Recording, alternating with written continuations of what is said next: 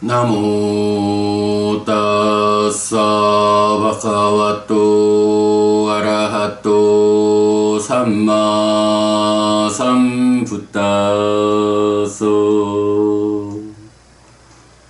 나모 따사 바카와토 아라하토 삼마 삼부타소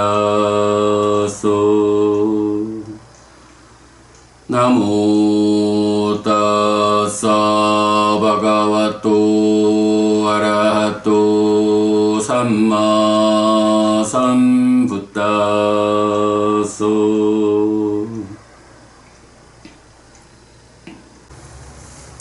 네, 어제 제가 말씀드렸습니다마는 두 개의 자해경, 자비희사 사무량심을 설하는 그러니까 다른 주제 안에 사무량심이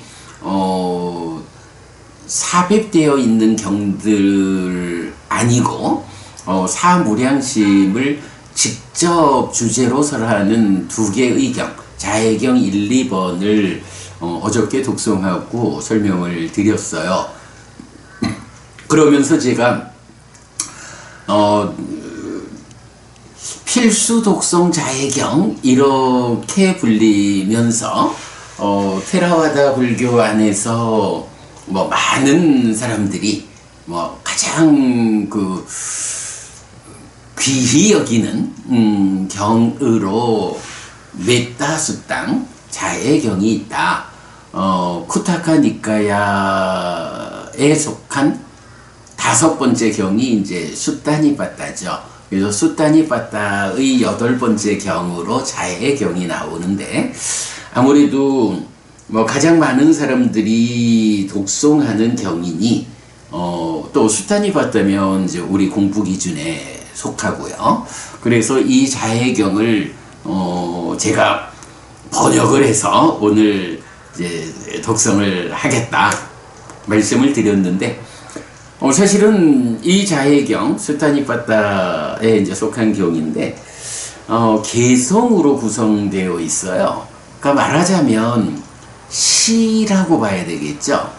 그러니까 요즘으로 보면 이제 완전히 한 편의 시인 거예요.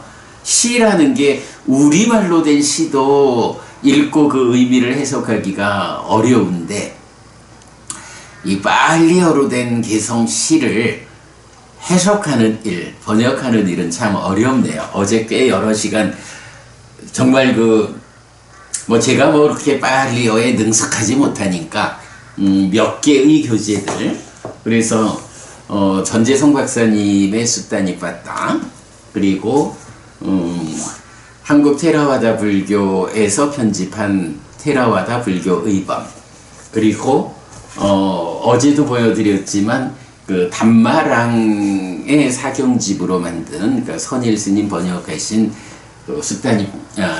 자해경, 메타수땅, 이 세 가지 경을 참고해 가면서 원전에 나타나는 단어들이 어떤 의미를 가진 용어들이 시적으로 시적으로 이건 원전이 구성되어 있고, 그것을 다른 세 곳에서는 어떻게 번역을 했는지 함께 보아가면서 도움을 받아가면서 몇 시간 걸려가지고 정말 짧지요. 모두 보면 10개의 식구로 되어 있는 경인데 하여간 어렵게 좀 번역을 했어요. 자, 그래서 보면 일단 자해경, 자, 이 자해경이 이제 테라와다 불교 의범에서 보면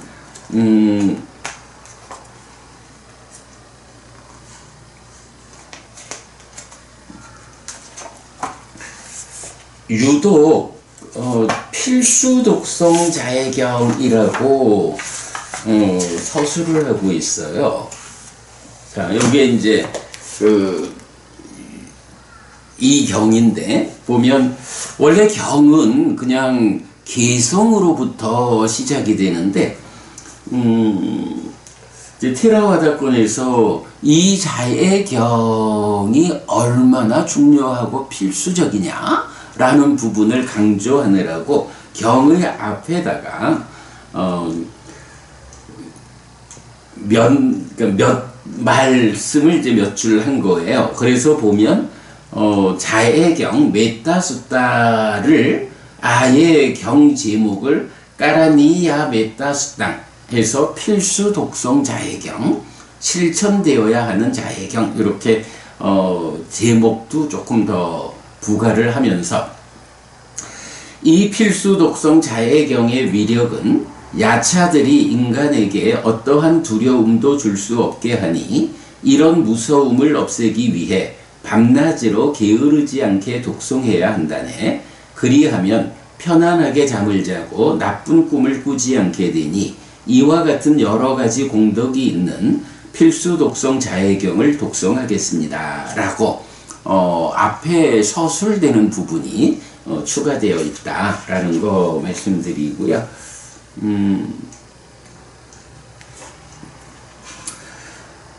자, 보면 이제 뭐 저도 사실 이제 이 책을 만들 때 열심히 함께 의견을 내고 그랬지만 뭐 그때는 제가 빨리어를 전혀 접근하지 못했던 때니까 그냥 뭐 우리 그때 이제 제일 어른 되시는 악잔진영 빤냐와로 스님이 빨리어로 그대로 번역을 해 주시면 그 번역이 우리말로서 어떻게 좀 다듬어져야 하느냐 이런 쪽에서 이제 저도 의견을 많이 드리고 했었는데 그때 이제 함께 하면서 요 조금 구분을 했었어요. 그래서 모두 10개의 개송 가운데 1번 개송부터 3번 개송의 일부까지를 자애를 실천하는 자의 마음가짐이다 라고 하고, 그 다음에 3번 개송의 일부로부터 5번 개송까지는 자애라는 것은 이런 것이다 라고 자애를 정의하고, 그런가 하면 6번부터 9번 개송까지는 자애의 실천 방법이다. 그리고 마지막 10번째 개송은 자애를 실천한 결과다. 이렇게 이제 좀 구분해서 경의 의미를 드러냈던 기억도 있는데, 자, 이렇게 한번 보겠습니다. 자, 메타숫당 자애경.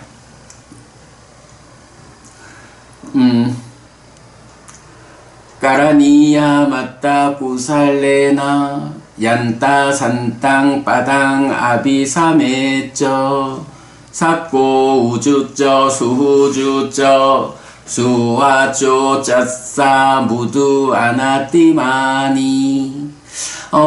이게 이제 이럴 때 보면 우리가 이제 기준하는 6차 결집본하고 뭐 PTS본이라든가 이제 다른 그 전승들이 조금씩 뭐 예를 들어서 지금 테라와다 불교 위범에서는 이 부분도 얀땅, 산땅, 빠당 이렇게 나오는데 우리 기준에서는 얀따, 산땅 해가지고 하나가 없다거나 뭐 이렇게 이제 조금씩 차이들을 보여서 뭐 그걸 하여간 전체적으로 여러 본들을 좀 다 종합적으로 보면서 이렇게 하여간 의미를 해석해야 했는데, 자, 일단 첫 번째 개송은 이렇습니다. 해야 하는 일을 위한 능숙함으로 그 평화로운 경지를 철저히 안 그는, 이렇게 이제 주어가 그 평화로운 경지를 철저히 안 사람 그로 나오는 거죠. 그리고 그 평화로운 경지를 어떻게 철저히 알았느냐 하면 해야 하는 일을 위한 능숙함. 요 이제 까라니야 마타 구살레나 이럴 때 까라니야라고 하면 뭐 must be done 이렇게 나와요. 그래서 해야 하는 일 이렇게 나오고, 아탁 그것을 위한 꾸살레나가 나오는데 이제 꾸살라라는 말에 뭐 수간격 이래야 되죠. 이럴 때 이제 꾸살라라고 하는 말이 뭔가요?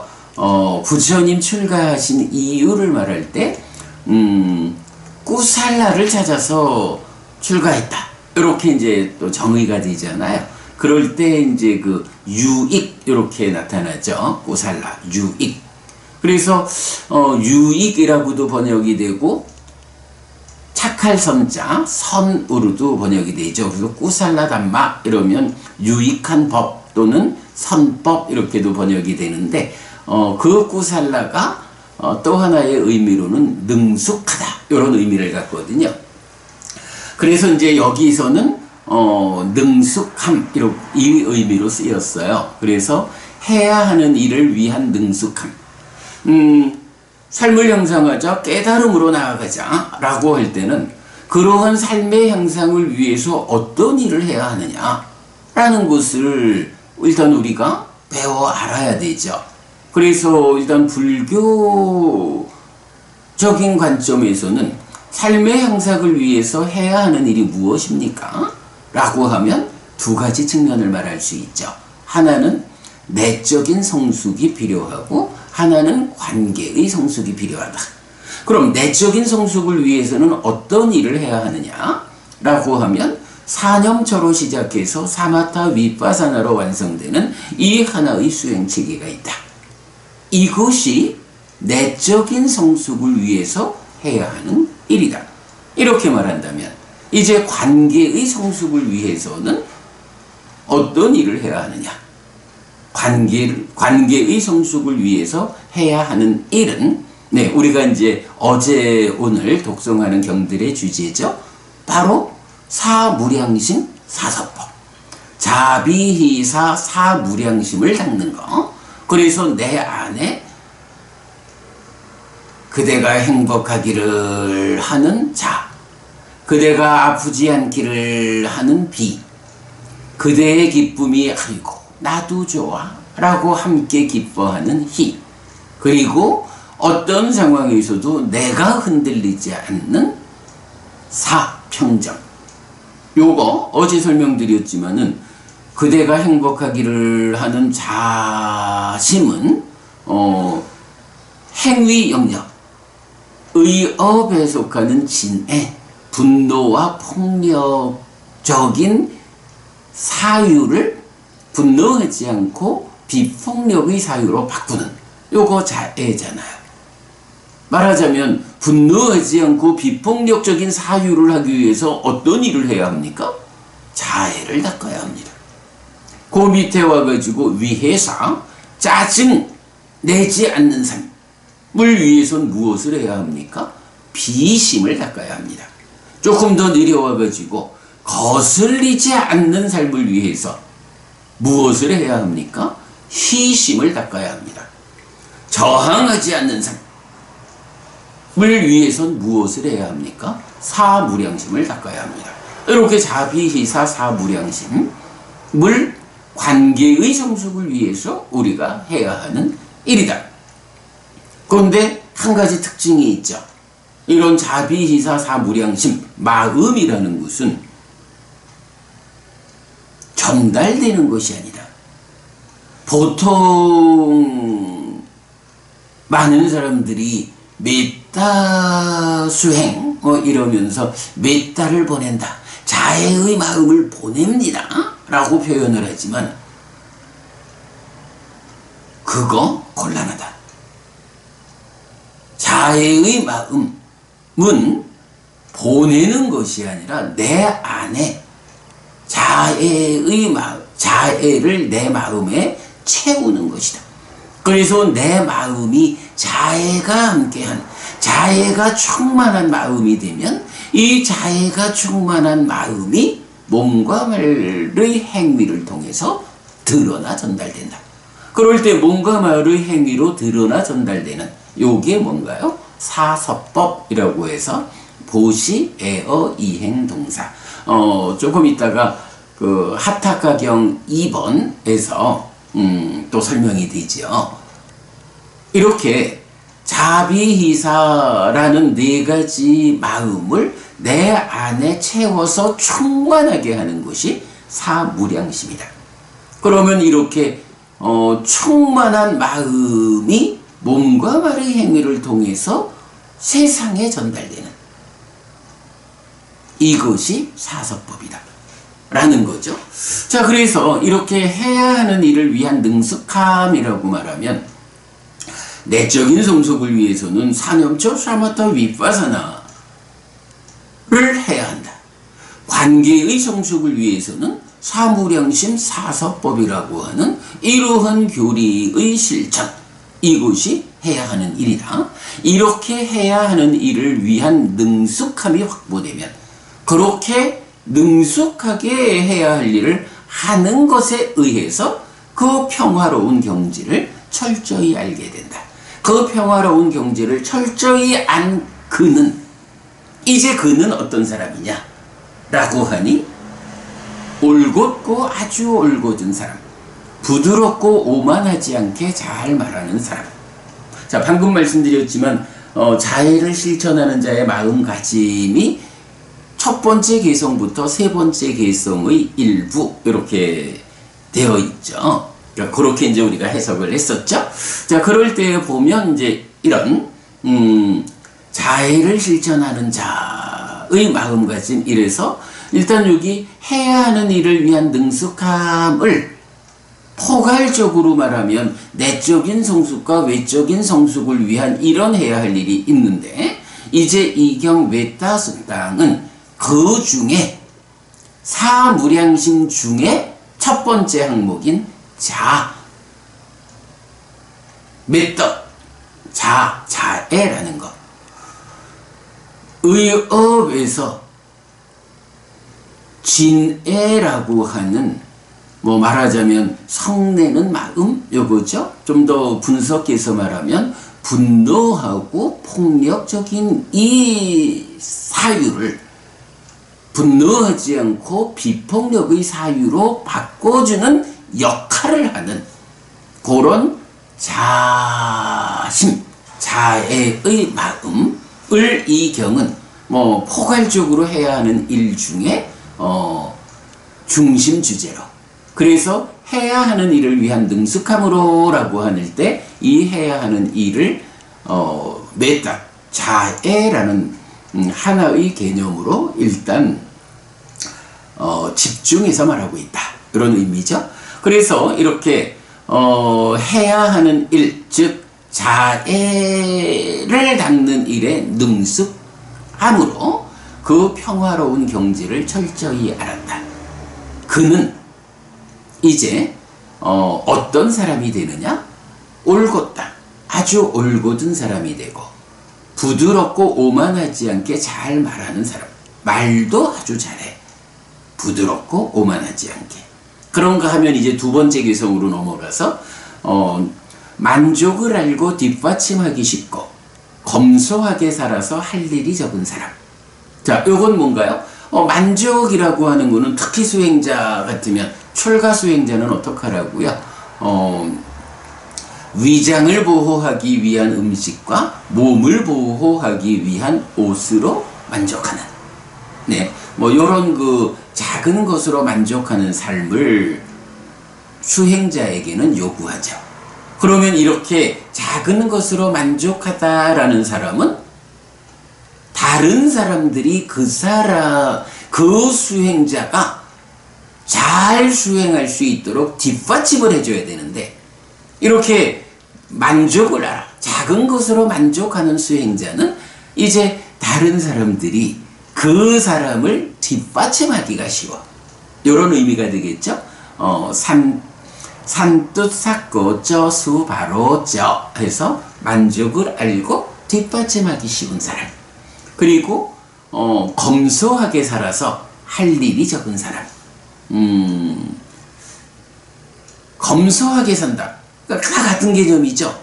만족을 하니까 뭐 그저 위장을 보호하는 음식과 몸을 보호하는 옷이면 돼.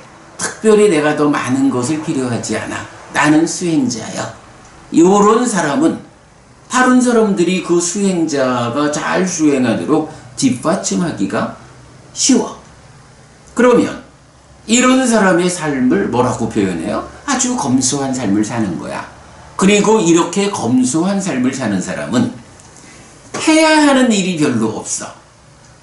이게요, 만족의 규모가 커지면 이렇게 옷과 음식 정도로 만족하고 오직 수행에 매진하는, 요렇게 살지 않고 그 범위를 넘어서 가지고 무언가 내가 원하는 게 많아. 나는 정말로 필요한 게 많아. 옷도 좀 좋은 옷이 있어야 되고, 밥도 좀 기름지고 맛있는 거 배불리 먹어야 되고, 또 집도 좀 좋은 집이 있어가지고 편안하게 살아야 하고, 뭐 기타 많은 사람들과 만나기 위해 가지고, 그럼 사람들을 만나는데 내가 그래도 조금의 권위를 좀 확보하려면 좋은 차, 수입차도 좀 있어야 되고, 뭐 이렇게 만족을 모르고 원하는 게 많으면 그 사람들은 뭐 기본적으로 뒷받침하기가 어렵죠. 그러한 삶은 검소한 삶이 아니고 무언가 많은 것을 필요로 하는 삶이죠. 그러면 이렇게 검소하지 않고 많은 것을 필요로 하는 사람은 다른 사람들이 뒷받침하기만 어렵나요? 아니죠.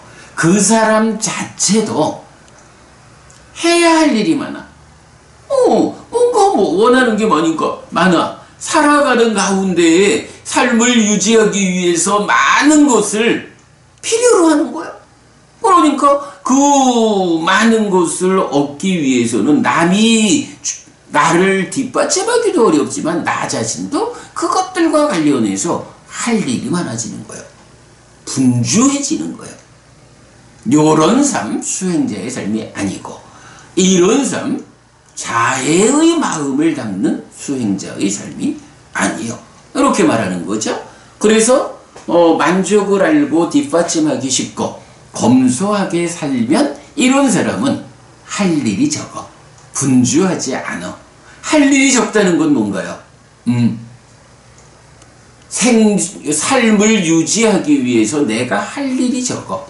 그러니 그만큼 나는 훨씬 더 많은 시간을 수행을 위해서 쓸 수 있어.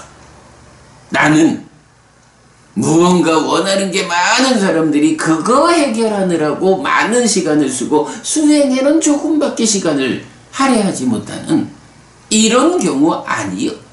나는 아주 적은 시간만 생존을 위해서 필요한 데에 쓰고 대부분의 시간을 수행자로서 삶의 양상을 깨달음을 위한 이 하나의 길에 쓰는 사람이야.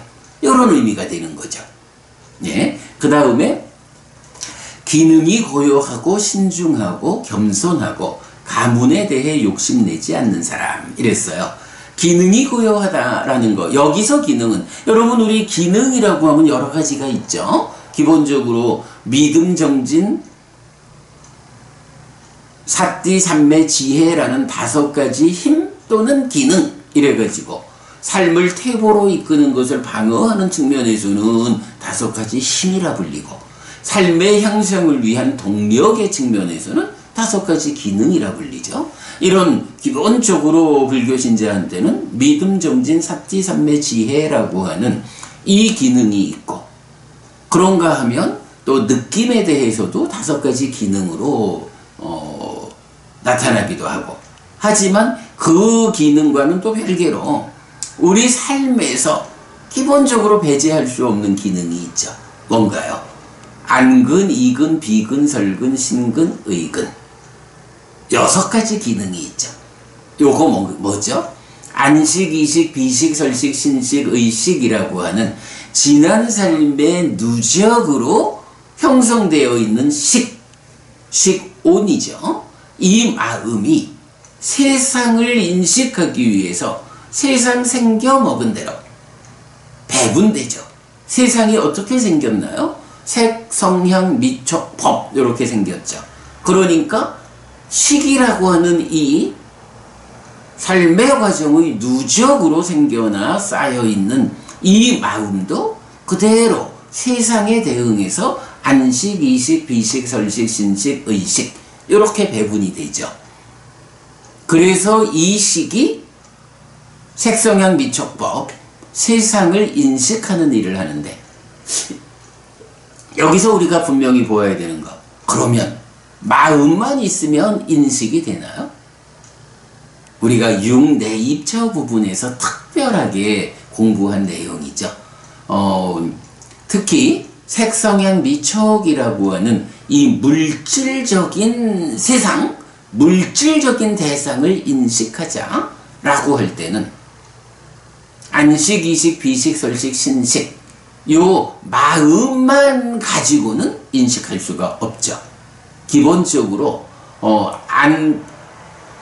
안과 색의 관계에서는 안식이라는 지난 삶의 누적으로의 식 가운데 색을 인식할 수 있는 보는 마음이죠.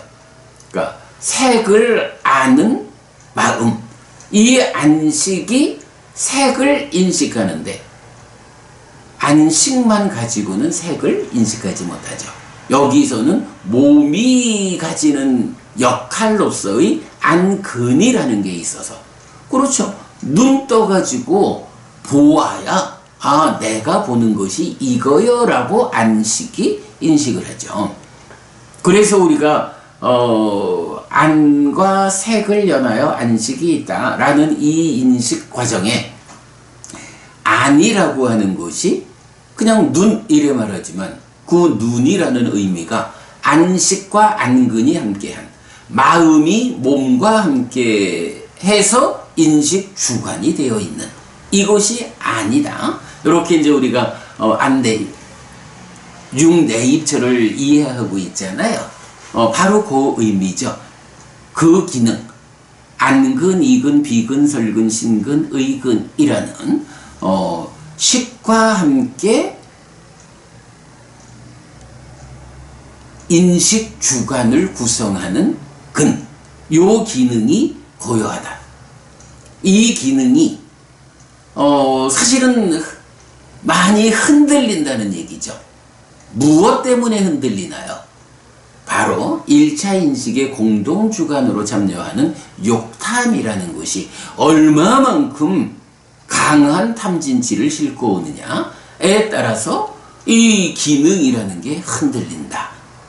그래서 욕탐을 제어하는 일을 통해서 이 기능이 고요해진다, 평화로워진다.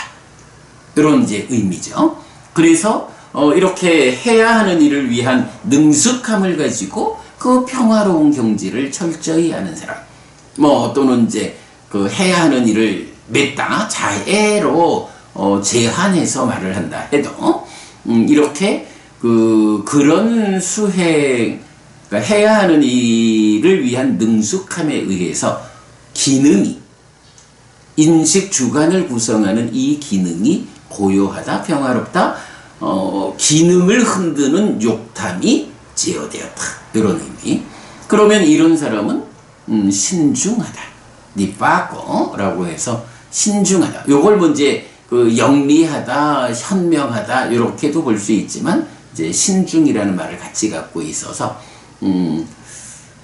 사실은 그 사띠하고 우리가 사띠를 정의할 때 사띠와 신중함을 갖추고 이렇게 말할 때 사띠 네빠까라고 나오거든요. 여기서는 이제 네빠까가 아니라 니빠까로 나오지만 유사한 의미 요래 봐서 신중하고 라고 보면 되겠고요.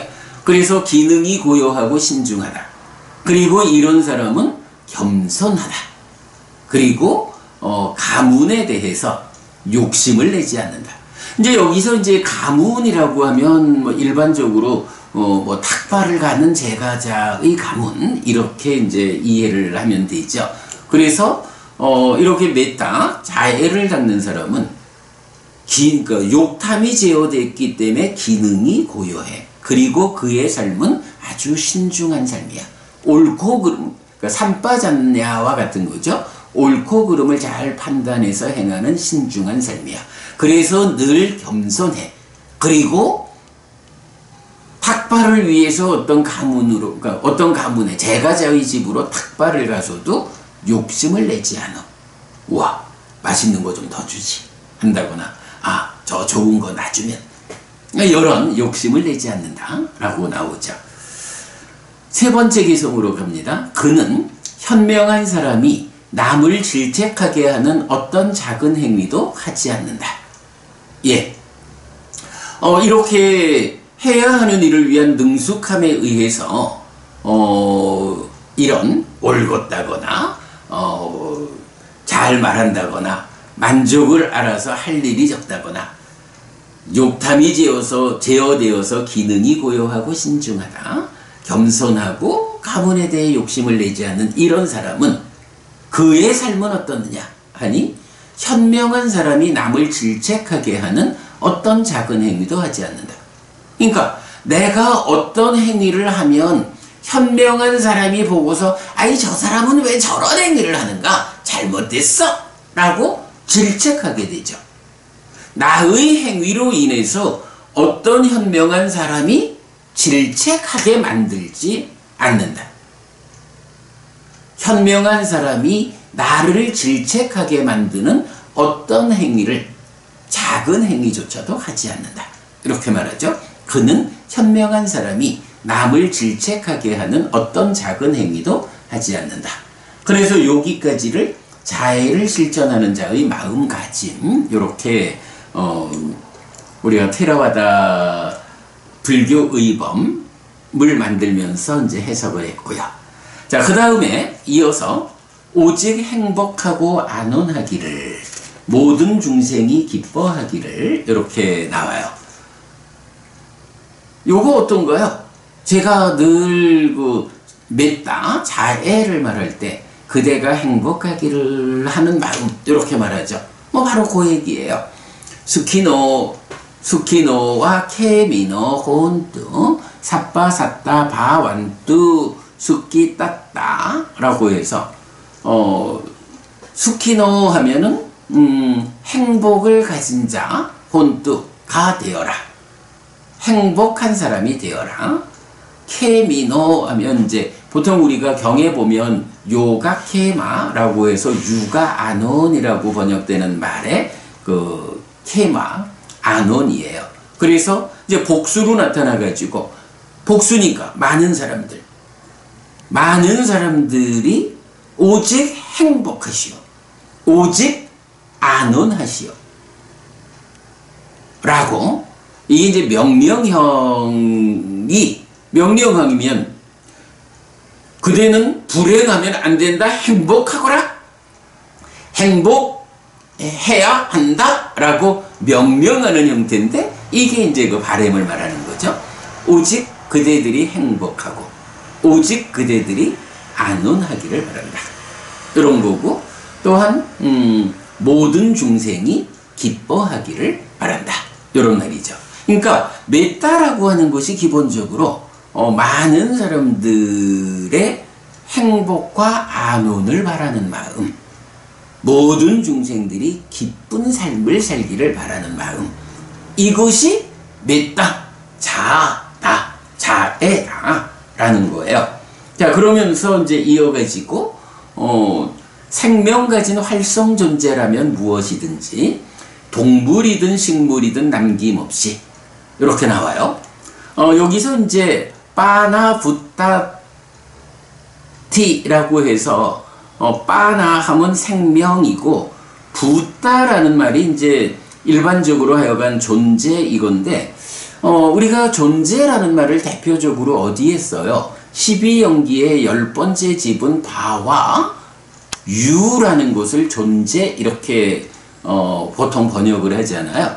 그럴 때 이 바와 유가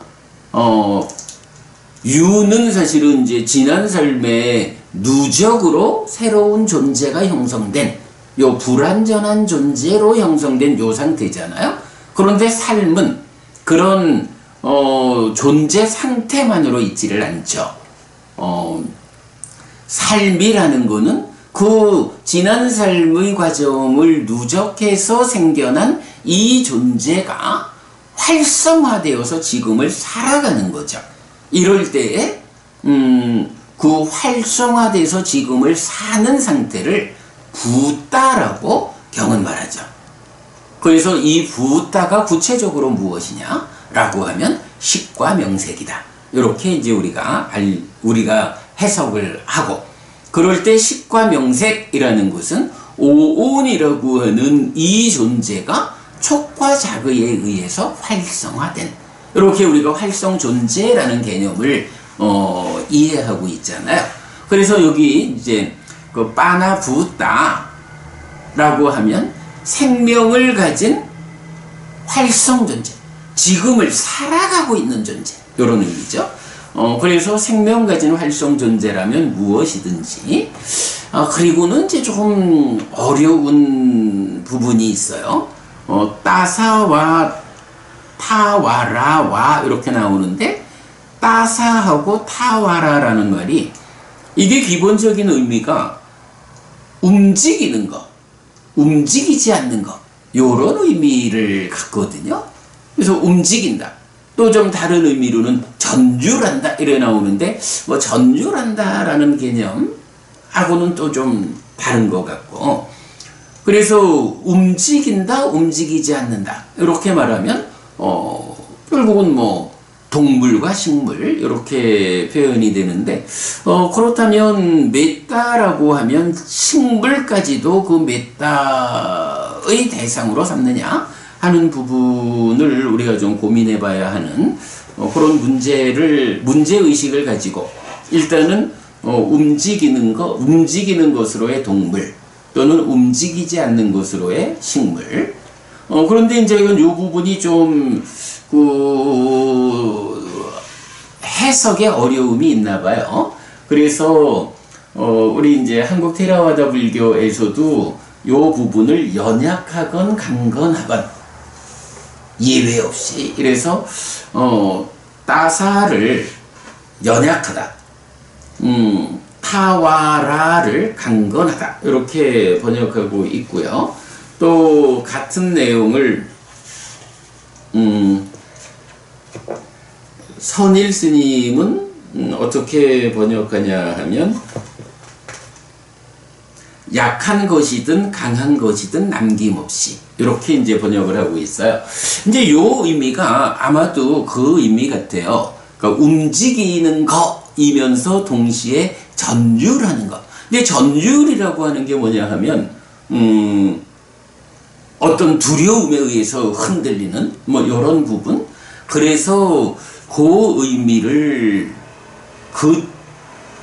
그 전율하다라는 의미를 가지고 연약하다, 약하다, 이렇게 이제 그러니까 약한 존재, 어떤 것에 의해서 두려워하는 존재, 이런 식으로 해석을 하면 연약하건 강건하건 이렇게 이제 되는 것 같은데, 이 부분은 우리가 조금 더 고민해가지고 만약에 식물에게까지 滅다 자애라는 것이 대상으로 삼을 수 있느냐 하는 요 측면을 감안해가지고 약간 요 부분은 더 좀 보도록 하겠습니다. 자, 그리고 나면 길든 크든 중간이든 짧든 미세하든 거칠든 해가지고 요 표현은 좀 비슷하죠. 그죠? 우리가 무아상경 같은 데서 오온에 대해서 오온은 이런 거든 저런 거든 하는 경우랑 이제 유사해요. 그래서 이제 다양한 것들, 그리고 이어가지고 보이든 보이지 않든 멀리 있든 가까이 있든 이렇게 나오죠.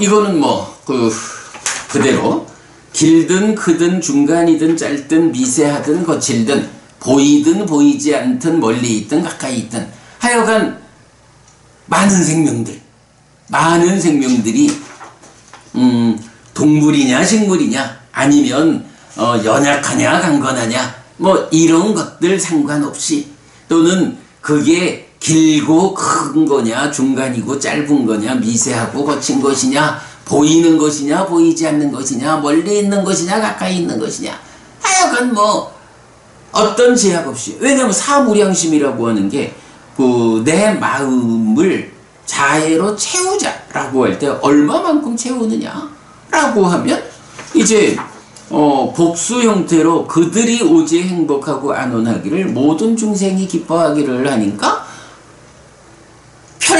펼쳐가지고 모든 중생들 모두가 다 그러하기를 하는 마음을 내 안에 채우는 거잖아요.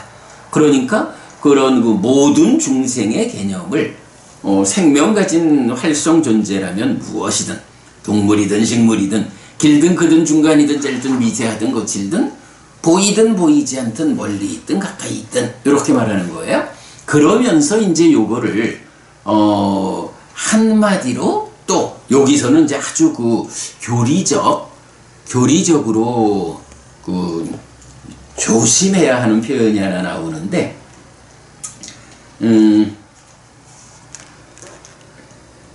이제 삿배 삿다 바완투 수키 따따 라고 그 앞에 그 부따와 삼바 외시와라는 말이 나와요. 그래가지고 부따와 삼바 외시 이러면 부따라는 것이 이제 일반적으로 존재 이렇게 설명되고 삼바 외시라고 하면 태어남을 추구하는 이제 요런 의미를 가지는 단어예요. 그러니까 이제 요거를 이렇게 다양한 중생 존재들을 나열하는 가운데에 우리 이제 테라와다에서 보면 태어났건 태어나게 될 것이건 이렇게 번역을 하고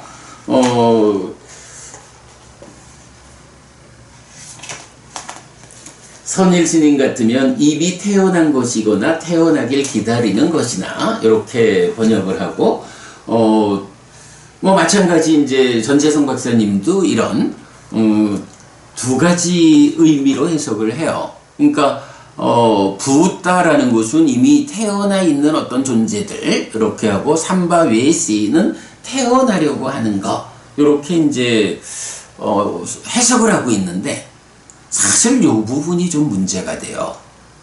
현재 태어나 있는 존재가 있고 태어나고자 하는 존재가 있다 라고 하면 이게 시간적으로 지금 뭐 같은 시간 상태를 말할 텐데 그러면 이 하나의 시간 안에서 태어나 있는 존재가 있고 태어나고자 하는 존재가 있다?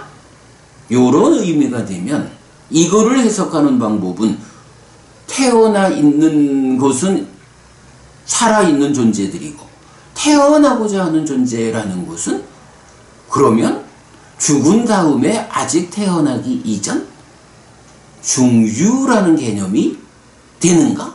요런 오해를 불러올 수 있어요. 요 부분이 사실은 굉장히 조심스러운 거죠. 태어났건 태어나게 될 것이건.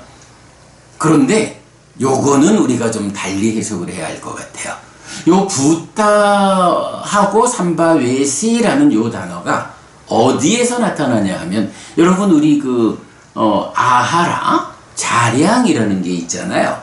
그래서 네 가지 자량 이러면 사식이라고 해서 우리가 잘 알고 있죠.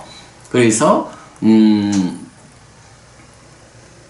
단식 덩어리진 자량, 촉식 삼사화합 촉에 의한 자량, 의사식 행위 과정의 자량, 식식 식이 명색과 연결되는 자량, 요런 이제 네 가지 자량을 사식이라는 말로 하잖아요. 그 자량과 관련해서 설명할 때 보면 딱 요 표현이 나타나요. 자량하면 이런 그 활성 존재와 존재를 추구하는 자를 도와주는 요런 표현을 하고 있어요. 그럴 때 그게 무엇냐라고 하면 역시 여기서도 메커니즘이 이 부분에 대한 진짜 해석을 위한 빛을 발하는 도구죠. 자, 메커니즘적으로 보면 어때요? 1차 인식이라는 것이 지난 삶이 누적된 것으로의 바로 여기서 붓다라고 불리는 활성존재, 식화명세, 이것이 그대로 펼쳐져서 내입처, 외입처 해서 식촉수 요런 지금 삶의 현장으로 전개가 되잖아요. 그거 뭔가요? 붓다라고 하는 활성존재로서의 삶의 과정이 1차 인식에서 이렇게 펼쳐져요. 그런가 하면 거기에 공동주관으로 참여하는 게 있죠. 욕탐이죠.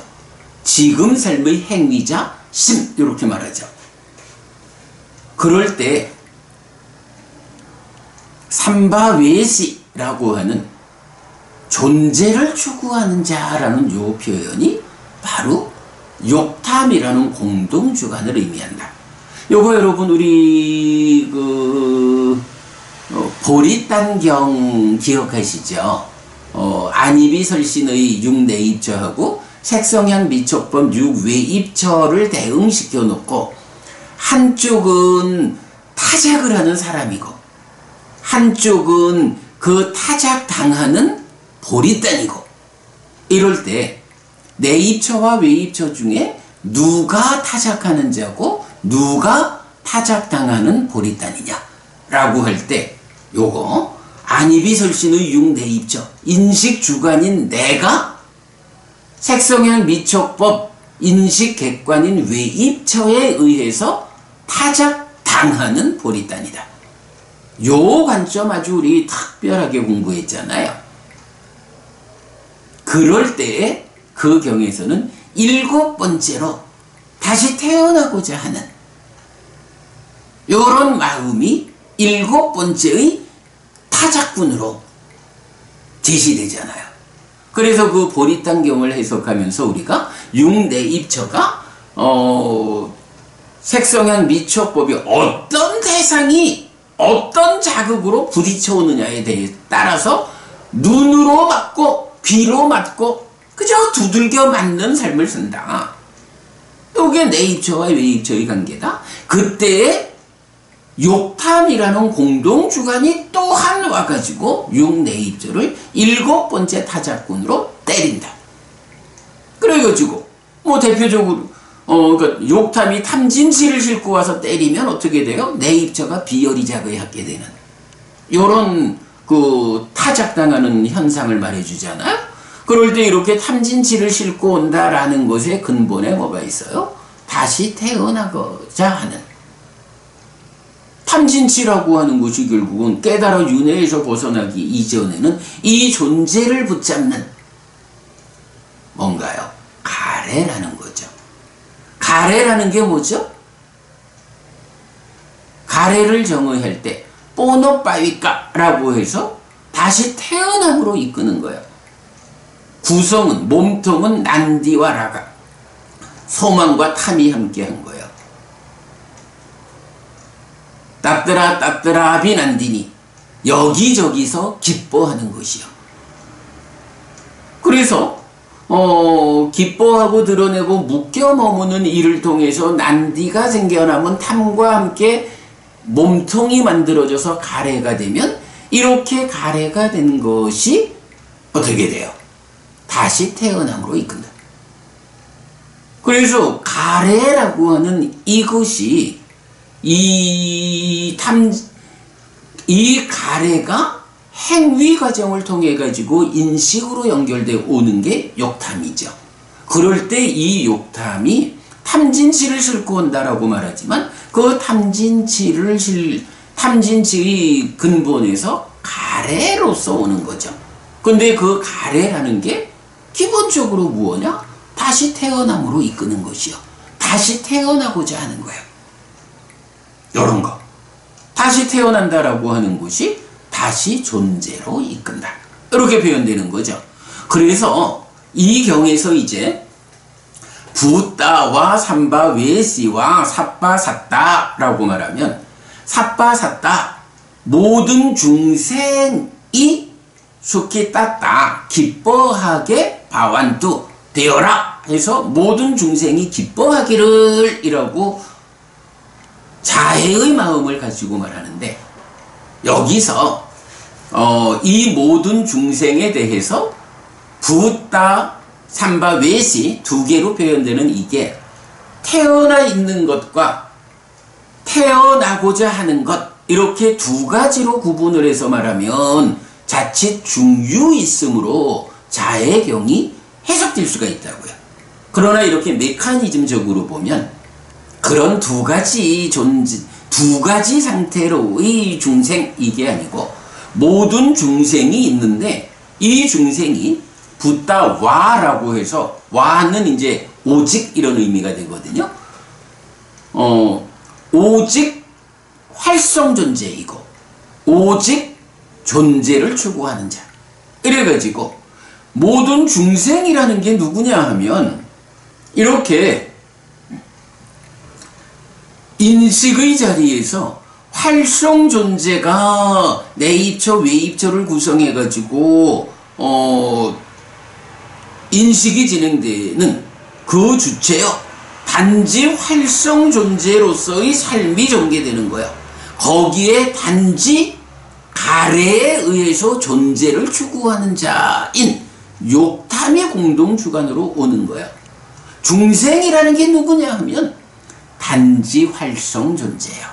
거기에 단지 가래 때문에 욕탐이 존재를 추구하는 공동주관으로 참여하는, 활성 존재와 존재를 추구하는 자라는 이 둘이 하나의 인식 과정에 두 개의 공동주관이 되어 있는 요게 모든 중생이에요. 요렇게 표현되는 거로 봐야 해요. 그러면 이제 태어나 있는 자하고 태어나고자 하는 자, 중유, 요런 오해 없이, 중생이라는 것이 누구냐? 결국 중생이라는 것은 이렇게 삶의 과정이 누적되어 가지고 누적된 존재가 활성화돼서 지금을 살아가는 거고, 거기에 가래가 탐진치로 욕탐으로 이렇게 다시 태어남으로 이끄는 가래에 의해서 존재를 추구하는 자로서의 공동주관인 욕탐이 참여해서 이 활성 존재의 삶의 과정에 질적 측면으로 참여해. 요게 중생이야. 요런 의미가 되는 거죠. 요렇게 보면 사실은 몇 년 전에도 이제 불교 방송에서 이 자애경을 만화로 동영상을 만들어 가지고 보여주는데, 거기에서도 뭐 어떻게 나오느냐 하면, 거기에서는 이제 그 산모 어머니의 모습을 보여주면서, 말하자면 어머니는 태어나 있는 자고, 태어나 있는 존재이고, 어머니 뱃속에 있는 아기는 태어나고자 하는 자, 요렇게 이제 거기서는 설명을 한 거죠.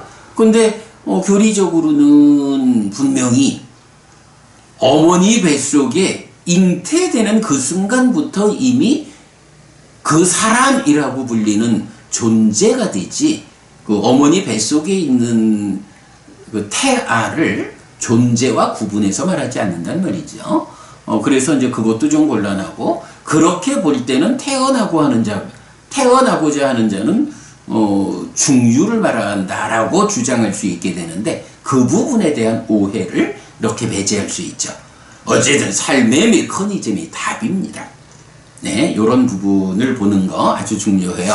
자, 그래서 이제 좀 전에 제가 고민했던 게 뭐냐 하면, 이렇게 모든 그러니까 이 메타라고 하는 모든 중생이 행복하고 안온하고 기뻐하기를 바라는 이 마음이 이렇게 모든 중생을 활성 존재이고 존재를 추구하는 자인 요 1차 인식의 공동주관으로 말하는 이런 부분을 생각하면 사실 식물에 대해서는 그 부분을 적용할 수가 없죠.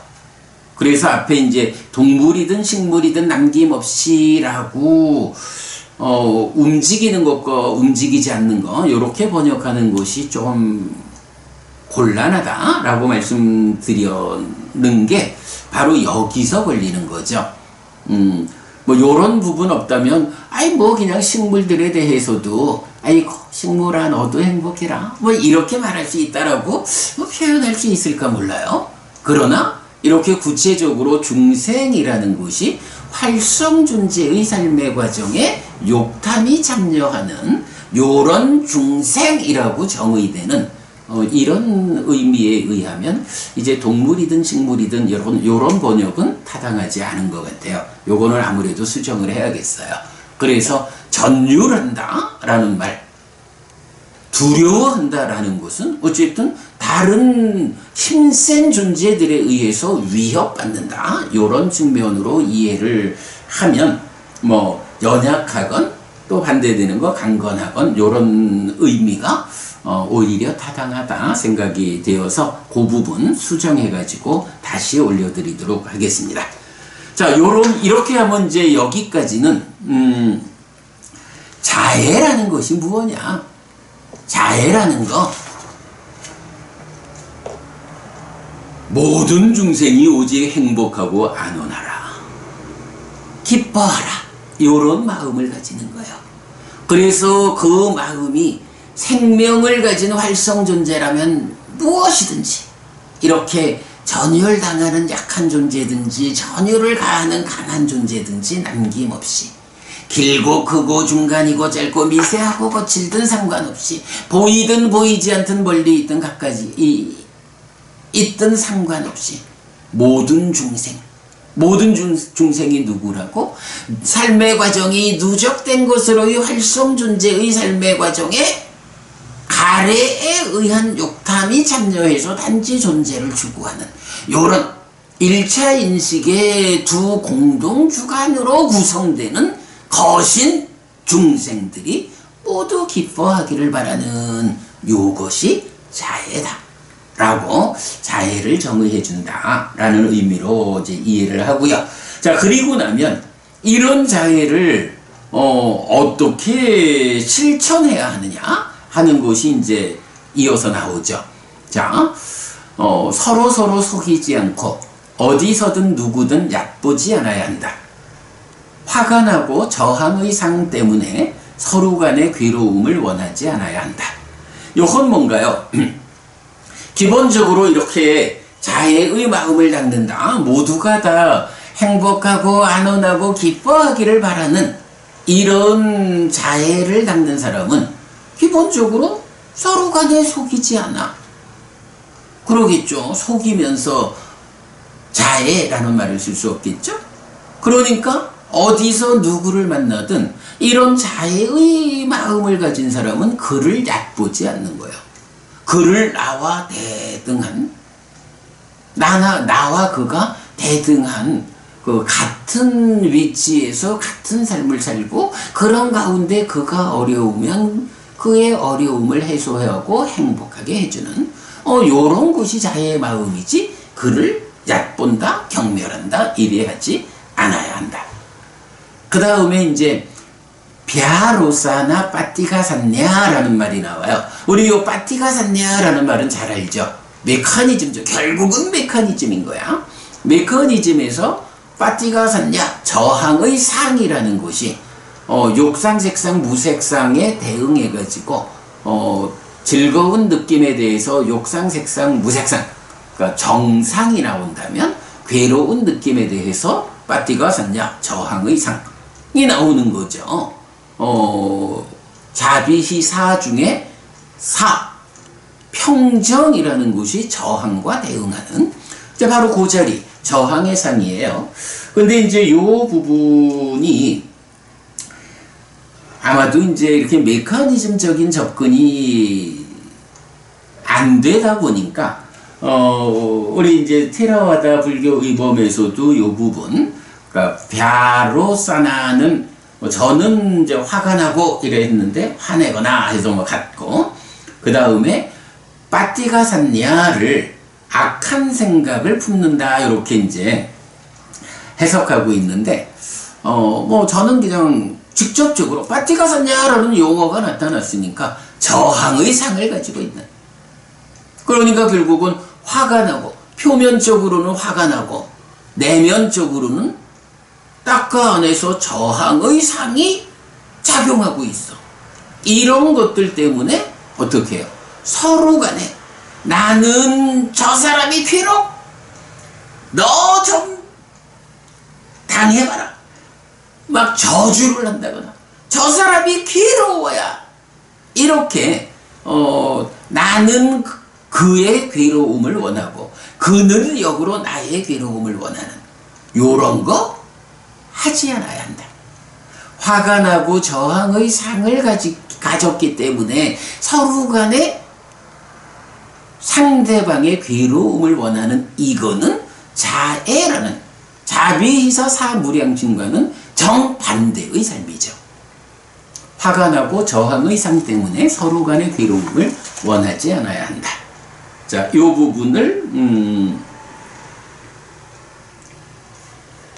선일스님은 이 부분, 분노로 인해서 복수할 생각으로 상대에게 고통이 있길 바라지 말아야 한다, 이래 했는데, 뭐 하여간 뭐 보면은 그래요. 테라와다도 그렇고 선일스님도 그렇고 이 빠띠가 샀냐 라는 이 용어를 메커니즘적으로 접근하지 않았다라는 부분을 이제 우리가 볼 수 있고, 어쨌든 메커니즘적으로 그 빠띠가 샀냐를 이해하면 뭐 그 부분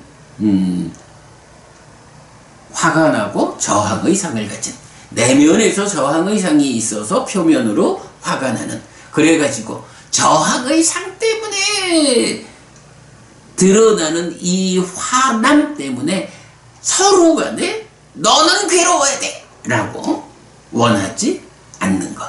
그렇게 원하는 것은 자애의 마음이 아니다, 이런 거죠. 자, 그 다음에 이제 이어가지고 메타 숫다 가운데 가장 유명한 구절이죠.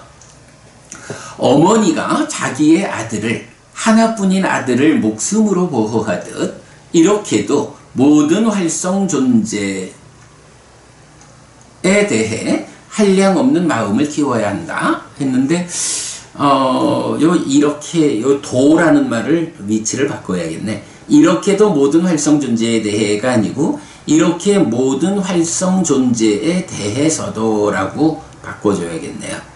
그러니까 어머니가 자기 아들, 하나뿐인 아들을 한량없는 하나뿐인 아들을 목숨을 바쳐가면서도 보호하듯이 이렇게 모든 활성 존재에 대해서도 내 하나뿐인 아들한테 하는 것만이 아니라 모든 활성 존재, 모든 중생들에 대해서도 이렇게 어머니가 목숨 바쳐 보호하듯 한량없는 마음을 키워야 한다. 뭐 말하자면 뭐 이것이 그 자비, 보통 대비심 이렇게 말하는 의미가 되겠죠. 모든 활성 존재에 대해서 한량없는 마음을 키워야 한다. 아무튼 이제 이 부분, 어머니가 자기의 아들을, 하나뿐인 아들을 목숨으로 보호하듯 이렇게 모든 활성 존재에 대해서도 한량없는 마음을 키워야 한다 하는 이 구절이 사실은 이 자애경에서 가장 유명한 구절이 되죠. 자, 그 다음에 맷던쩌 삿바로 가슴이 해가지고 사실은 지금 이 경이 자애경이면서도 구체적으로 자애라는 말은 나타나지를 않고 있잖아요. 근데 이제 여덟 번째 개성에 와가지고 이제 비로소 맷다라는 말이 나오는 거예요. 그래서 맷단쩌 삿바로 가슴이 마나쌍 아와의 아빠리만한.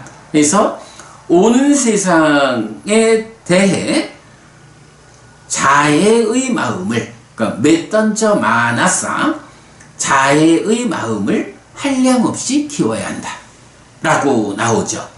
그런데 온 세상에 대해 자애의 마음을 한량없이 라는 요것을 또 서술해 주는 것이 밑에서 우땅 아도저 띠리연저 하면 위로 아래로 중간방위로. 요거 우리 어저께 자해경 독송할 때도 나왔었죠. 이띠 웃다 마도 띠리양 이라고 해서 이렇게 위로 아래로 중간방위로 요 표현이 그대로 나왔었죠. 그런가 하면 이렇게 이제 온 세상에 대해서 온 세상이라는 관점에서 위로 아래로 중간방위로 그래서 사무량심을 펼치는 그 부분을 말하고, 이어서 아삼바당 아외라 아사바땅 이래서 압박 없고 원망 없고 적대감 없는이 나오는데, 요건 뭐예요? 위로 아래로 중간방위로라는 것은 온 세상과 관련한 서술이라면, 압박 없고 원망 없고 적대감 없는 이거는 자애의 마음이 어떤 마음이냐, 압박 없는 마음, 원망 없는 마음, 적대감 없는 마음이 자애의 마음이다 라고 자애의 마음을 수식하죠. 그래서 이제 그 전체적으로 포함하면 온 세상에 대해 위로 아래로 중간방위로 압박 없고 원망 없고 적대감 없는 자애의 마음을 한량없이 키워야 한다 라고 사무량심에서 말하는 이 사무량심을 닦는 그 실천적인 방법을 말해주고 있죠. 그러면 또 이어가지고 서 있거나 걷거나 앉아 있거나 깨어 있는 한 그것에 대해 삿띠를 확고히 해야 한다.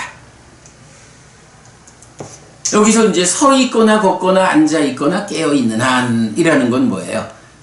잠들어 있지 않는 한, 잠들어 있지 않는 한, 여기서 그것이란 뭐죠? 바로 이렇게 자애를 닦는, 자애의 마음을 한량없이 키워가는 이것에 대해서 삿띠를 확고히 해야 한다 라고 삿띠를 확고히 한다라는 건 뭐죠? 삿띠, 마음의 현재를 발견하는 거죠.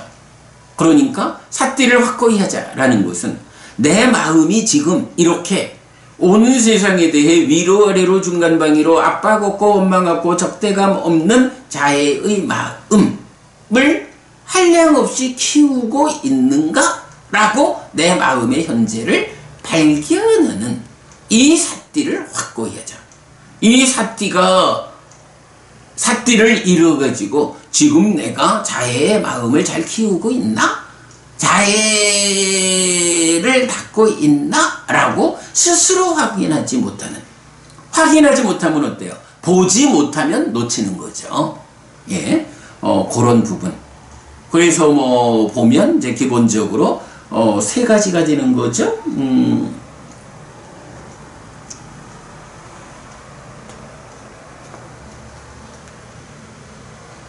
앞에 세 가지, 서로 속이지 않고 어디서든 누구든 얕보지 않는다. 화가 나고 저항의 상 때문에 서로 간의 괴로움을 원하지 않는다. 어머니가 하나뿐인 아들을 목숨으로 보호하듯이 이렇게 모든 활성 존재에 대해서도 한량없는 마음을 키우자.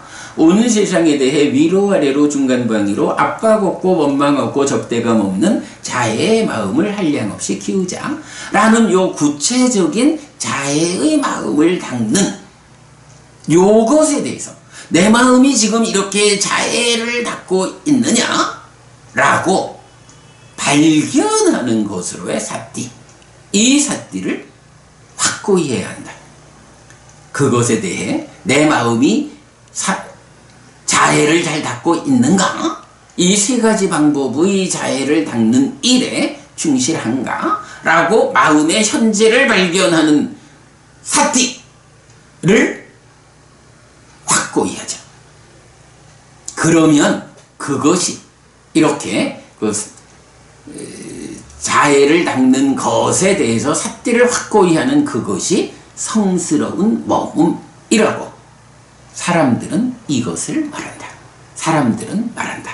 라는 거죠. 그래서 여기 이제 브라흐마 위하라라고 해서 성스러운 머쭅이라는 개념이 나오죠. 성스러운 머쭅이라는 개념은 경에 많이 나오는 거죠. 이 성스러운 머쭅이라는 게 뭐냐? 기본적으로 이제 이 성스러움은 자비시사 사무량심을 닦는 것으로 대응돼서 나오죠. 그럴 때 바로 메따 자해에 대해서만 말할 때는 자해를 닦는 그것에 대해 사띠를 확고히 해서 내 마음이 지금 자해를 닦아가고 있는가?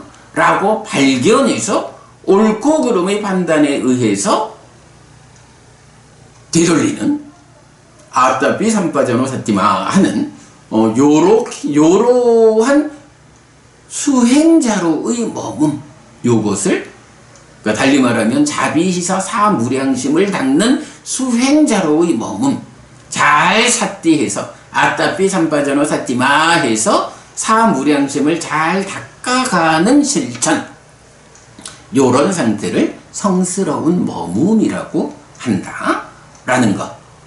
누가? 세상 사람들이 그게 성스러운 머뭅이요 라고 말한다 라는 거죠. 자, 이렇게 9개의 개성을 통해 가지고 자해를 실천하는 자는 어떤 마음을 가지느냐, 그리고 자해라는 것이 구체적으로 무엇냐, 그리고 그 자해를 닦는다는 것, 실천 방법이 무엇냐 라는 것을 9개의 개성으로 말했고, 이제 마지막 10번째 개성은 그렇게 자해를 닦는 결과로 어떤 사람이 되느냐 하는 그 결과를 말해주죠. 치우치지 않은 견해를 가진 자. 여기서 이제 치우치지 않은 견해 이랬는데, 치우친 견해라는 것을 보통 삿된 견해, 그러니까 사실이라는 게 있잖아요. 삼법인 무상고 무아, 이렇게 존재하는 것들의 실상이 무상고 무아, 재행무상 재행계고 재범무아, 이렇게 사실로서 제시되어 있는데, 세상 사람들은 그 사실을 알지 못하고 사실에 부합한 삶을 살아내지 못하는 거죠. 그래서 무상하다라고 바르게 보지 못하고 어떤 관점으로든 상을 주장하고, 이렇게 불만족하다라는 것에서 벗어나서 락을 어떤 관점에서든 주장하고, 무아라는 이 사실을 벗어나서 아뜨만을 어떤 관점으로든 주장하는, 이제 이러한 견해들을 이런 사실에 부합함으로부터 벗어나서 어떤 잘못된 관점에 치우쳐 있어, 이런 측면으로 경전은 이렇게 가 있는, 어느 쪽으로 간, 이런 표현을 쓰죠. 저는 이제 치우친 견해, 이렇게 보통 제가 번역을 하죠.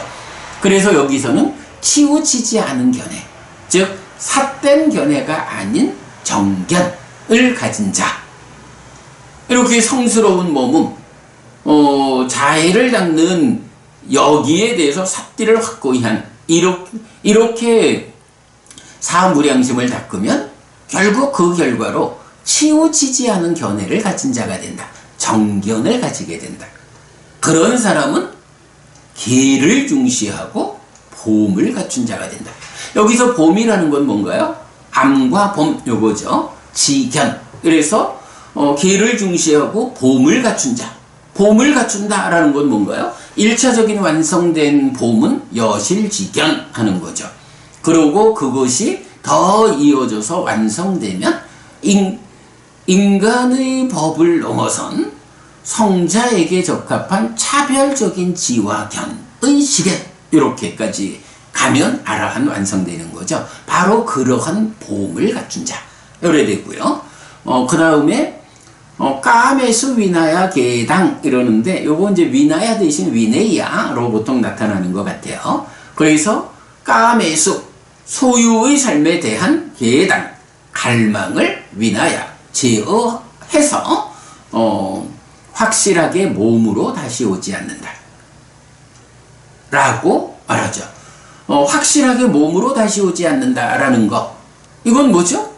우현경이 말하는 무명과 가래가 있는 상태에서 몸이 무너지면 몸으로 가고, 무명과 가래가 해소된 상태에서 몸이 무너지면 몸으로 가지 않는다. 이런 깨달은 자가 윤회에서 벗어남을 몸으로 가지 않음을 통해서 태어나지 않고, 그래서 불사가 실현된, 이렇게 설명하잖아요. 여기서도 이렇게 자해를 닦으면 치우치지 않는 견해를 가지게 되고 계를 중시하고 보험을 갖춘 자가 돼. 그래서 소유의 삶에 대한 갈망을 제어하여 이랬는데 갈망을 제어해서 확실하게 몸으로 다시 오지 않는다. 깨달아 윤회에서 벗어난다. 이렇게 말하죠. 자, 여기에서는 우리가 한 가지 보아야 되는 게, 자해를 닦기만 하면 깨달아 윤회에서 벗어나는구나, 알아내는구나, 이렇게 보아서는 안 되죠. 우리가 사념처를 말할 때도 어때요? 사념처만 닦으면 끝나나? 그게 아니죠. 사념처로 시작해서 그것이 사마타 윗바사나로 연장되어 가지고 완성되잖아요. 사마타로라는 것은 사마타를 닦는 일에 의해서 사마타 윗바사나로 연결되어서 깨달음, 요거를 말하는 것이든, 그대로 자해를 닦는 이러한 성스러운 머뭅의 결과로 치우치지 않는 견해를 가진 자가 된다 라는 거. 이거 자해를 닦기만 하면 바른 견해를 갖는가? 그렇게 볼 건 아니죠. 여기서 성스러운 머뭅에서도 자비사 사무량심을 말할 때도 뭐예요? 직접적으로는 그것, 자해를 닦는다, 사무량심을 닦는다 하는 데 대해서 삿띠를 확고히 해야 한다. 그렇게 삿띠함으로써 놓치지 않고 사무량심을 닦아나가야 한다. 그래야 성스러운 몸입니다. 이렇게 말하잖아요. 자해를 닦는다 하든 사무량심을 닦는다 하든 그것이 결국은 이런 삿띠면 사념처잖아요. 삿띠 사념처로 연결이 되고, 그래서 사마타 윗바사나로 연결되는, 어제도 말씀드렸지만 자비시사 사무량심이 한 단계 업그레이드 되면 자시메탈, 비시메탈, 희시메탈, 사시메탈, 이렇게 네 가지 시메탈로 연결되어 가지고, 그 네 가지 시메탈은 제4선 공무변처, 식무변처, 무소유처와 대등한 토대로 작용을 하고 거기서 깨달음으로 나아가는, 이런 부분 우리가 보았잖아요. 같은 개념이죠. 그래서 자해를 닦기만 하면 이렇게 된다라는 게 아니고, 자해를 닦는다, 이어서 사무량심을 닦는다, 그것에 대해 삿띠를 확고히 한다, 사념처 수행으로 연결되는 거고, 이렇게 사념처로 연결될 때 사마타 윗바사나로 완성된다 하는 그 포괄적 완성 과정을 결국은 치우치지 않는 견해를 가졌다. 바른 견해, 얼마만큼 바른 견해가 되느냐 해서 유학의 바른 견해를 가지게 되고, 끝내 무학의 바른 견해를 가지게 되면 아라한 완성되죠. 계를 중시하고 보험을 갖춘다. 그 계도 얼마만큼의 계를 지니느냐, 얼마만큼 보험을 갖춘 자가 되느냐, 여실직연하느냐, 인간의 법을 넘어선 성자에게 적합한 차별적 지화견을 실현한 상태가 되느냐, 이렇게 단계적으로 성숙되는 부분을 포괄해서 말하죠. 소유의 삶에 대한 갈망을 제어하여 이랬는데, 요거 뭐죠? 분명히 우리는 소유의 삶, 존재의 삶이 있어서 소유의 삶도 극복해야 하고 존재의 삶까지를 극복해야 거기서 벗어나야 깨달아 윤회에서 벗어나는데, 소유의 삶에 대한 갈망을 제어하여 확실하게 몸으로 오지 않는다 이랬거든요. 존재의 삶 관계없이 소유의 삶만 제어하면 되나? 그렇게 볼 건 아니죠. 소유의 삶에 대한 갈망의 제어라는 요거 뭐죠? 우리가 알죠. 아라한은 존재의 삶에서 벗어나면, 완전히 벗어나면 아라한이 되죠. 이때 소유의 삶에서 완전히 벗어난 존재가 불환자다라는 걸 우리가 알고 있죠. 그러니까 여기서는 치우치지 않은 견해를 가진 자, 계를 중시하고 봄을 갖춘 자, 소유의 삶에 대한 갈망을 제어한다, 불환자의 과정을 거쳐가지고 확실하게 몸으로 다시 오지 않는다, 태어나지 않게 됐다, 불사가 실현됐다, 깨달음이다, 아라한이다 라고 마무리를 짓는 거죠. 이게 자해의 실천을 통해 가지고, 자해를 닦는 그것만이 아니고 자해의 실천으로부터 출발해서 결국은 그것에 대해 삿띠를 확고히 해야 한다 라는 말로 사념처로 연결해주고, 그 사념처가 사마타 비파사나로서 완성되는 이 수행의 포괄적 관점을 다 동원해서 경이 해석되면 이런 부분을 우리가 분명히 알 수 있게 되죠. 자, 그래서 보면 이제 테라와다 불교 위범에서는 이런 자해 수행자는 삿땡견에 갖지 않고 계행들을 잘 지키며 통찰력을 성취하여 감각적인 즐거움을 탐욕함이 제거되어 실로 두 번 다시 윤회하는 태중에는 들지 않으리 라고 했는데, 뭐 설명드린 그 정도 보면 되고요. 선일 스님은 요 부분을 삿땡견해에 빠지지 않고 개정해 남김없이 두루 갖추어서 탐진치 덜어내고 감각적 욕망을 제거한다면 다시는 윤회의 모태에 절대로 들지 않을 것이다 라고 해서 상당 부분 이렇게 좀 보충 설명을 담아 가지고 번역을 하셨죠. 자, 이렇게 이제 볼 수가 있어요. 오늘 제가 단마랑 선일 스님의 번역하고 테라와다 불교 의범 하구를 참고해 가지고 저의 번역을 함께 설명해 드렸고요. 자, 뭐 기왕 다른 번역들을 좀 보았으니까 전재성 박사님이 번역한 자해경도 같이 한번 읽어보도록 하겠습니다. 널리 이로운 일에 능숙하여서 평정의 경지를 성취하고자 하는 님은 유능하고 정직하고 고결하고 상냥하고 온유하고 교만하지 말지어다. 만족할 줄 알아서 남이 공양하기 쉬워야 하고 분주하지 않고 생활이 간소하며 몸과 마음 고요하고 슬기로우니 가정에서 무모하거나 집착하지 말지어다. 다른 양식 있는 님들의 비난을 살만한 어떠한 사소한 행동이라도 삼가하오니 안락하고 평화로워서 모든 님들은 행복해지이다. 살아있는 생명이건 어떤 것이건 살아있는 생명이건 어떤 것이나 동물이거나 식물이거나 남김없이 길다랗거나 커다랗거나 중간 것이거나 짧은 것이거나 미세하거나 거친 것이거나 보이는 것이나 보이지 않는 것이나 멀리 사는 것이나 가까이 사는 것이나 이미 생겨난 것이나 생겨날 것이나 모든 님들은 행복하여지이다. 서로가 서로를 속이지 말고 헐뜯지도 말지니 어디서든지 누구든지 분노 때문이든 증오 때문이든 서로에게 고통을 바라지 않나이다. 어머니가 하나뿐인 아들을 목숨 바쳐 구하듯 이와 같이 모든 님들 위하여 자애로운 한량없는 마음을 닫게 하여지이다. 그리하여 일체의 세계에 대하여 높은 곳으로 깊은 곳으로 넓은 곳으로 장애 없이 원한 없이 적의 없이 자애로운 한량없는 마음을 닫게 하여지이다. 서 있거나 가거나 앉아 있거나 누워 있거나 깨어 있는 한 자애의 마음이 굳게 새겨지이다. 이것이야말로 참으로 청정한 삶이 옵니다.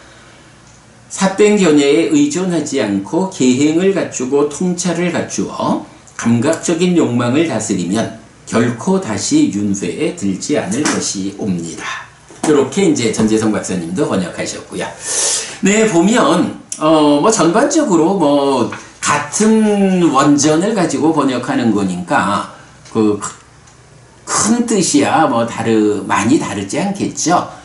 다만 이제 어떤 번역 용어를 선택해서 번역할까의 차이가 있을 뿐인데, 그래도 이제 우리가 한 가지 좀 분명히 보고 가야 할 것은, 저는 이 번역 과정에서 어떤 방법을 썼나요? 예. 삶의 메커니즘과 수행지도. 그죠? 단지 활성 존재이고 단지 존재를 추구하는 자인 모든 중생, 이 부분에서는 삶의 메커니즘 없이는, 또 화가 나고 저항 의상 때문에 서로 간의 괴로움을 원하지 않아야 한다 라는 데에서도 메커니즘 없이는 이런 부분들이 사실은 해석될 수가 없죠. 활성 존재라는 번역도 그렇고, 그래서 삶의 메커니즘 위에서 번역을 했고, 그런가 하면 뒤에 가가지고 그것에 대해 삽질을 확고히 해야 한다. 이후에 뭐 소유의 삶에 대한 갈망을 제어하여 확실하게 몸으로 다시 오지 않는다. 이런 부분, 수행지도의 관점이 적용되어서 번역을 하게 된 거죠. 네, 우리가 결국 불교 공부는 삶의 메커니즘을 통해서 고와 고집이, 또 수행 지도를 통해서 고멸과 고멸도가 이렇게 이제 펼쳐지는 거죠. 불교, 그리고 그거를 매개해주는, 그죠? 삶의 메커니즘과 수행 지도를 매개해주는 게 지와 견이다.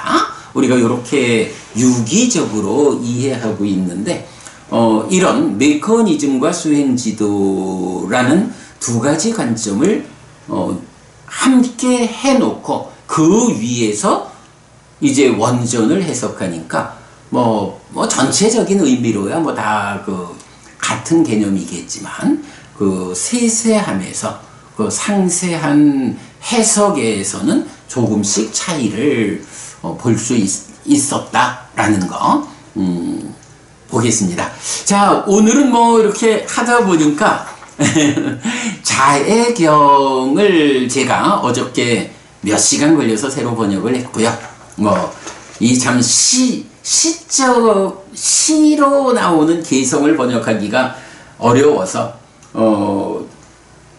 자애경에서는 단마랑의 선일 스님의 번역, 한국 파알리 성전협회의 전재성 박사님의 번역, 그리고 한국 테라와다 불교의 테라와다 불교 의범에서 우리가 함께 번역했던 주로 이제 진용 스님의 번역 다 참고해 가면서 이제 원전을 삶의 메커니즘과 수행지도 위에 올려놓고 해석해서 번역을 했어요. 어렵게 긴 시간 걸려서 번역했는데, 그래도 오늘 이렇게 여러분들께 자애경을 설명을 해드리니까 그래도 타당성 있게 내가 번역을 했다라고 생각이 됩니다. 아까 말씀드렸던 동물식물 요 부분만 전율당하는 또는 힘있어 전율하게 하는 요런 표현으로만 좀 제가 수정을 하면 자애경 번역이 만족하게 되었다라고 말할 수 있겠습니다. 자, 오늘은 자애경을 번역한 것으로 아침 공부를 마치도록 하겠습니다. 네, 여러분, 오늘도 부처님의 언어로 부처님의 가르침을 독송하면서 하루를 잘 시작했습니다.